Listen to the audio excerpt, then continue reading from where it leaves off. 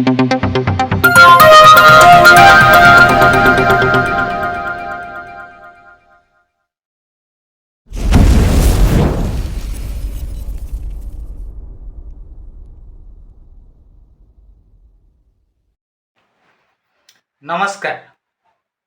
मु विश्वजीत सुदेशना न्यूज को आपण मानकु स्वागत करुछि। द्वितीय पर्याय निर्वाचन मे मास 25 तारिख थिबा बेले समस्त प्रार्थी निज निजर प्रचार रे लागि पड़िछन्ति। 17 तारिख पुरी जिला सत्यवादी निर्वाचन मंडली तरफरु कोणास ब्लॉक रो दोकंदा मेलन पड़िया रे भारतीय जनता पार्टी रो एक विशाल जनसमारोह कार्यक्रम आयोजित होइथिला। एथिरे आसामर मुख्यमंत्री श्री हेमंत विश्व शर्मा महोदय, हिंदी सिनेमा चलचित्र नायिका श्रीमती हेमा मालिनी, पुरी जिला जनता पार्टी सांसद प्रार्थी श्रीजुक्त संबित पात्र महोदय, सत्यवादी निर्वाचन मंडली कोणास ब्लॉक रो विधायक प्रार्थी श्रीजुक्त ओम प्रकाश मिश्र महोदय और अनेक सरपंच नोमिनी जिला परिषद माने जोगदे आगामी निर्वाचन सरकारी गढ़ा उपरे आलोचना सह वर्तमान शासक भाव थिबा बीजेडी दलर दोष दुर्बलता को लोकलोचन को आनी लोक मानकु सचेतन कराइथिले। हेमा मालिनी जड़े फिल्मी दुनियार बड़ आर्टिस्ट एवं हेमंत सोरेन हेमंत जे आसाम मुख्यमंत्री ये आसते तो कौन रखिए आज कणास किभली रहिबो स्थिति रे आगामी भोट रे कोभली बीजेपी एठी आगु को जीव संपूर्ण देखो ये बीजेपी बीजेडी कि कांग्रेस भितर कौन भितर लड़ाई हो सत्यवादी अस्मिता और स्वाभिमान लड़ाई होर मंग धरी आम माटीर पुओ ओम प्रकाश मिश्र जेहेतु निर्वाचन समय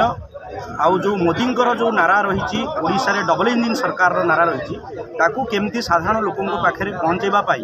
आमर जी आसाम मुख्यमंत्री यशस्वी मुख्यमंत्री थिले हेमंत शर्मा जी सी आसी आमर जो ये जनसभा होता समस्त संबोधित करते मोदींकर जो ग्यारंटी रही समस्त बुझाई जो आमर प्रधानमंत्री महिला मानक सुभद्रा योजना माध्यम 50,000 टଙ୍କା लेखा भाउचर कि जो जिनस को माने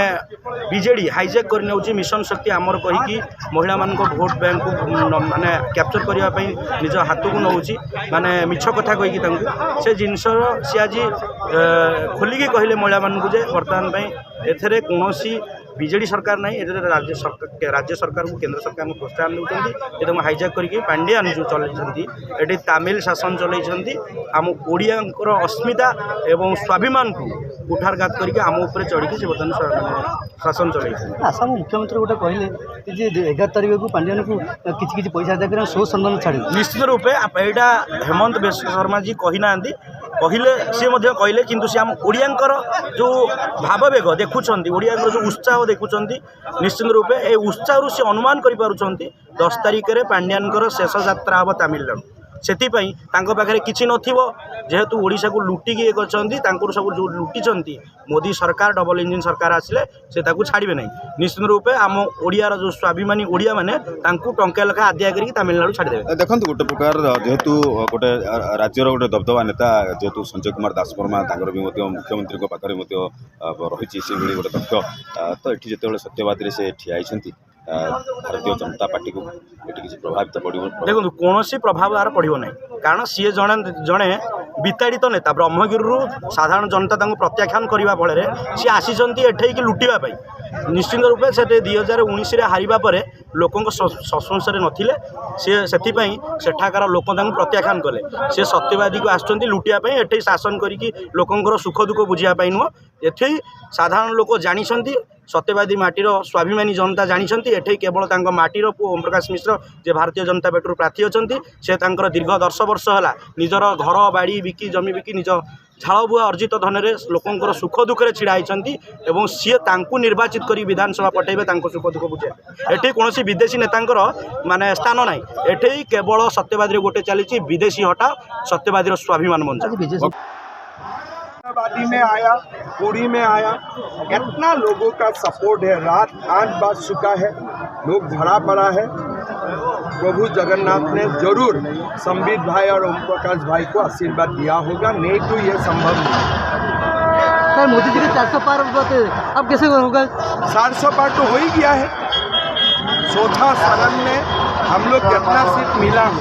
अगले 3 सदन में इस हिसाब से मिलते रहने से हम 410-15 तक पहुंच जाऊंगे। सत्यवादी कोटी कोटी टंका फेरीगला, साधारण लोक पैसा पाई पारे ना, तेणुक समस्या बहुत रही। मत आसला पछर कथा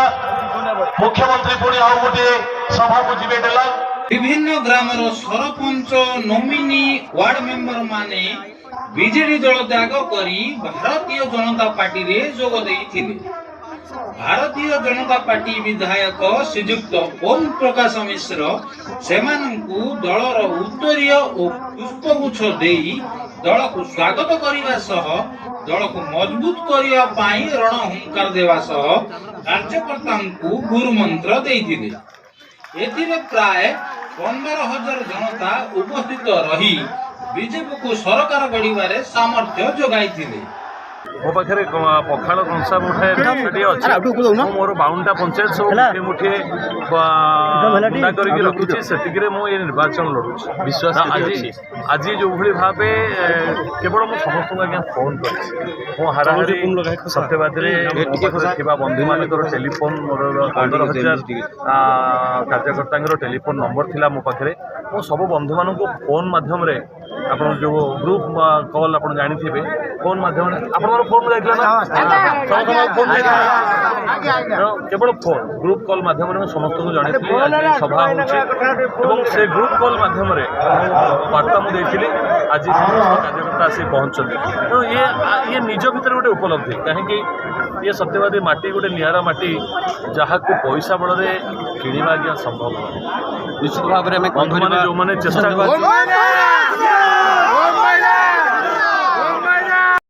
वर्तमान खबर को एठी रखुचु। पुणी देखा परवर्ती खबर सहित से पर्यंत आमको विदाय दियंतु। रहुचु। नमस्कार।